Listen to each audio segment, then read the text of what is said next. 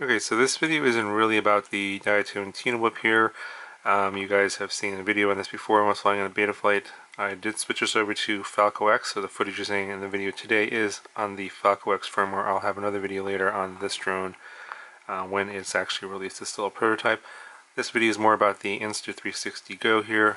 This is a 19 or 20 gram little micro camera, 1080p footage, and I just did a little hack job here and mounted the camera using a rubber band and some foam, and using the camera there to mount this. If you guys are wondering how to mount this, there's a lot of different ways you can get kind of creative you get to mount it, but there's limitations to this. Obviously it's very light. It's a very popular camera. I've been actually using it for a little while. I'm not going to do a full review on this because there's already a ton of review videos on this particular camera and how to use it on plenty of footage out there. So this is more or less how you can apply to use it on something small like this, as a little micro nano sized Cinewhoop, and get stabilized 1080p footage, knowing that you are going to have these limitations here. So the big main limitation right now in the current firmware is that the maximum file size, or the video size, is 60 seconds or 1 minute. So you press the button and it'll start recording.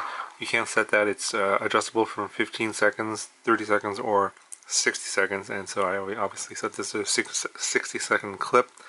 The idea obviously was not for, this wasn't meant for drones. This was meant for just kind of like a hat cam or some sort of like vlogging type camera, that kind of thing. I think this is actually really good for this application because it has the image stabilization built into the camera.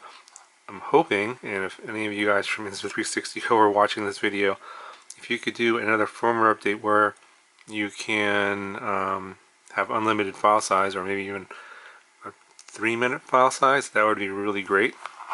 Because then you don't have to land and hit the button again to take footage and go a little bit further. But this is fine for indoor use, small spaces, you know, basically things that you want to put on Instagram, because it is only 1080p 30 footage. It is not 4K, and it's going to be good for like these little small clips, you know, kind of thing. It's a very limited sort of niche type of function, so it's not going to be for everybody.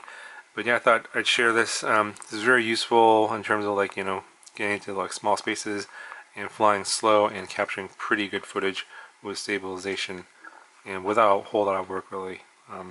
Rubber band, some foam, and you could probably get this onto pretty much any drone, but this is just one example. I'm sure that there's lots of different ways you could get this on something even lighter than this. This is a pretty heavy 40mm propeller drone. You could probably get this on something even lighter than that and get the same kind of footage. Anyway, let me know what you guys think in the comments below. If you guys are interested in checking out the camera, there's a link down in the description, and I'll talk to you guys in the next one.